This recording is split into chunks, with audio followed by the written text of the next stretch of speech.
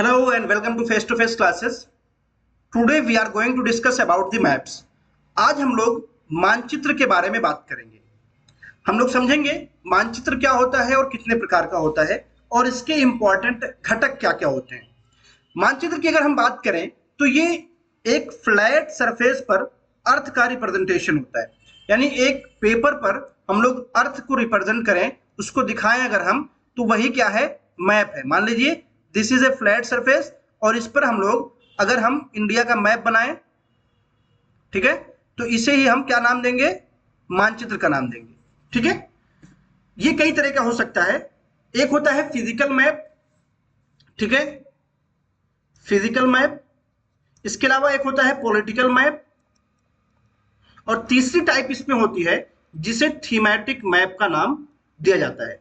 ठीक है, thematic map. एक एक को समझते हैं हम लोग। फिजिकल मैप जिसे भौतिक मानचित्र भी कहते हैं, एक ऐसा मैप जिसमें माउंटेन्स को दिखाया गया हो या प्लेटू यानी पठार को दिखाया गया हो, मैदान, नदी, समंदर को दिखाया गया हो, तो उसे हम फिजिकल मैप कहते हैं।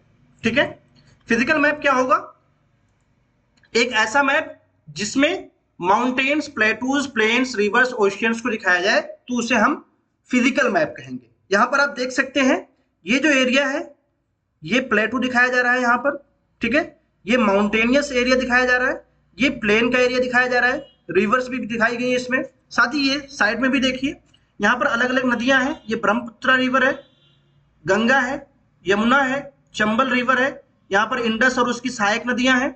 ठीक है, इसके अलावा यहाँ पर आप देख रहे हैं हिमालय की डिफरेंट रेंजेस हैं। ठीक है, साथ ही यहाँ पर आपको डेक्कन प्लेटू भी दिख रहा है, विंध्यास रेंजेस, सतपुड़ा रेंजेस, यहाँ पर महानदी रिवर दिख रही है आपको। ठीक है, यहाँ पर ये ग्रेट इंडियन डेजर्ट है, ठीक है, अरावली रेंज है। तो ये जो इस तरह के जो फीचर्स दिखाते हैं, मैं जल्दी जल्दी में इसलिए चल रहा हूँ क्योंकि इन तमाम चीजों के हम लोग डिटेल में पढ़ने वाले हैं अगली क्लासेस में। ठीक है, इसके बाद जो चैप्टर आएंगे उसमें हम लोग इंडिया के मैप को बहुत ही डिटेल में समझने की कोशिश करेंगे।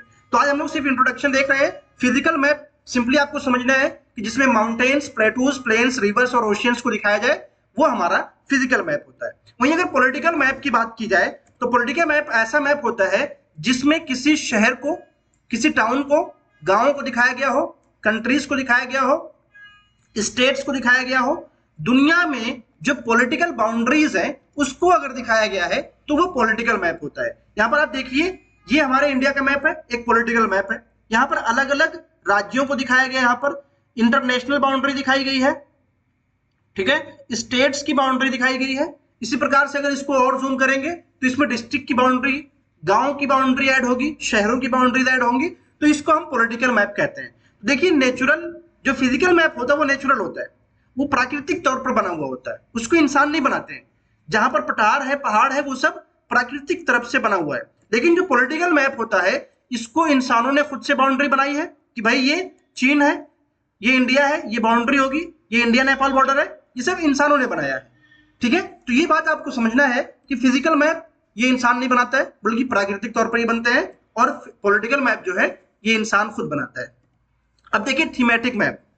थीमेटिक मैप का मतलब ये होता है कि एक ऐसा मैप जिसमें कोई रोड दिखाया गया हो या ये दिखाया गया हो कि किसी क्षेत्र में कितनी बारिश हो रही है, या किसी एरिया का फॉरेस्ट डिस्ट्रीब्यूशन दिखाया गया हो कि कितना वहां पर जंगल है, कौन कौन सी इंडस्ट्रीज हैं। तो इस तरह की जो पर्टिकुलर इंफॉर्मेशन किसी मैप में दिखाई जाती है तो उसे हम थीमेटिक मैप का नाम देते हैं। ये मैप देखिए, ये एनुअल रेनफॉल को दिखा रहा है। आप देखें कि जो डार्कर है, ज्यादा ग्रीन है, वहां पर ज्यादा बारिश होती है, ठीक है, और जहां पर कम ग्रीनरी है वहां पर कम बारिश होती है। तो आप देखेंगे राजस्थान के क्षेत्रों में और साथ ही साथ लद्दाख का जो ऊपरी भाग है वहां पर बारिश कम होती है, इसलिए वहां पर नहीं दिखाया गया। नॉर्थ ईस्ट में बहुत बारिश होती है। तो इस तरह के जो पर्टिकुलर किसी एक थीम बेस्ड कोई मैप बनाया जाता है उसे थीमेटिक मैप कहा जाता है। साथ ही साथ अगर देखें ये सेकंड मैप यहां देख लीजिए, ये एक्चुअली टेम्परेचर का मैप है। मीन टेम्परेचर जनवरी के महीने में कितना होता है इस चीज को यहां पर दिखाया गया है। तो आप देखेंगे जनवरी के महीने में कश्मीर के क्षेत्रों में 10 डिग्री सेल्सियस के नीचे होता है, ठीक है। अपना जो यूपी, बिहार, राजस्थान, मध्य प्रदेश का जो एरिया है यहाँ पर 15 से 20 डिग्री सेल्सियस दिखता है, ठीक है। वहीं अगर आप पंजाब, हरियाणा की बात करें तो 10 से 15 डिग्री सेल्सियस मीन टेम्परेचर है। सेम टेम्परेचर आपको नॉर्थ ईस्ट का मिलेगा, जितना यहाँ है उतना ही यहाँ। वहीं अगर असम और उसके आसपास के क्षेत्रों को देखें, बंगाल और बिहार को देखें तो यहां पर 15 से 20 डिग्री सेल्सियस है। और अगर आप साउथ इंडिया की बात करें तो महाराष्ट्र, तेलंगाना, आंध्र प्रदेश और छत्तीसगढ़, ओडिशा, इन तमाम राज्यों में जो मीन टेम्परेचर है, यानी कि जो आमतौर से वहां पर टेम्परेचर होता है जनवरी के महीने में, वो 20 से 25 डिग्री सेल्सियस है।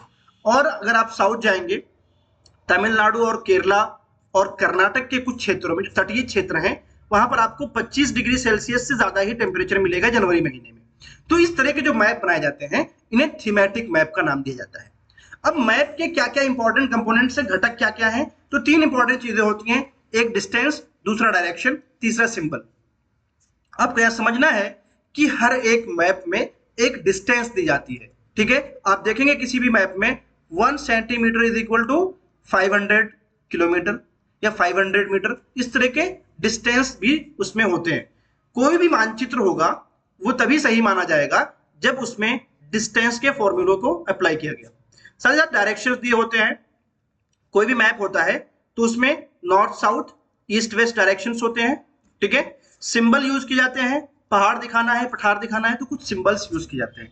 समझते हैं इसको हम लोग। डिस्टेंस, डिस्टेंस क्यों जरूरी होता है? देखिए, पूरा वर्ल्ड है, पूरी दुनिया है, उसको एक पेपर में लिख बनाना ये एक बड़ा काम होता है। तो एक डिस्टेंस लेते हैं कि अगर हम, मान लीजिए ये वर्ल्ड है, तो इसका अगर हम 10 किलोमीटर एरिया किसी पेपर पर दिखा रहे हैं तो हम लिखेंगे कि 1 सेंटीमीटर में हम लोग कितना दिखा रहे हैं, 10 किलोमीटर दिखा रहे हैं। यही बेसिकली डिस्टेंस होता है, इसे ही स्केल कहा जाता है। स्केल कहा जाता है, यानी कि रेशियो होता है एक्चुअल डिस्टेंस के बीच में और वो डिस्टेंस जो मैप पर दिखाई गई है, इसके बीच का जो रेशियो है उसे ही स्केल का नाम दिया जाता है। तो ये बड़ा जरूरी होता है किसी भी मैप को ऑथेंटिक और एक्यूरेट बनाने का, ठीक है। इसके अलावा अगर डायरेक्शंस की बात की जाए तो 2 तरह के डायरेक्शन होते हैं। एक जो एक्चुअल डायरेक्शंस है, जैसे नॉर्थ, साउथ, ईस्ट, वेस्ट, इनको कार्डिनल डायरेक्शंस कहते हैं, ठीक है। वहीं कुछ और भी डायरेक्शंस हैं जिन्हें इंटरमीडिएटरी डायरेक्शन का नाम दिया जाता है। ये नॉर्थ ईस्ट है, ठीक है, ये नॉर्थ वेस्ट है, ये साउथ ईस्ट है और ये साउथ वेस्ट। तो मैप में ये डायरेक्शंस भी बहुत ही इंपॉर्टेंट होते हैं जो आपको समझने होते हैं। तो 2 तरह की डायरेक्शंस है, cardinal directions, intermediate directions. Cardinal directions में north south east west, intermediate direction में north east north west, south east south west, ये आपको याद रखना है। अब सिंबल्स की बात अगर हम करें तो किसी भी मैप में सिंबल्स की बहुत ज्यादा इंपॉर्टेंस होती है।